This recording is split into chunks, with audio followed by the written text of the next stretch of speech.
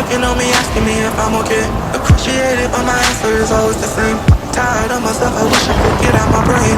All these thoughts and these feelings are driving me insane. Wish I could do this, wish I could do that. Wish I could just wake up and focus without dealing with all the stress of existence. Feelings of enjoyment and excitement feel distant. I know I'm not alone, I just want someone to listen to the things I have to say, to the shit I have to deal with every night through the day. But it doesn't help that I always push everyone away. My emotions keep on telling me that I'll only be safe in the dark. Keep it all in my heart, keep it inside and let it tear me apart. Every night I cry cause I don't know where to start. Even now as I try to let it out in my art.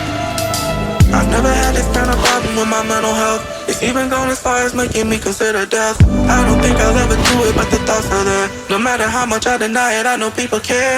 Every day I try to fight it, try to hide it, try to keep it to myself so I don't pull others inside it. It's not like I run from help, but that solution's really not it. Cause I still feel like I'm always the problem with or without it. I'm caught in a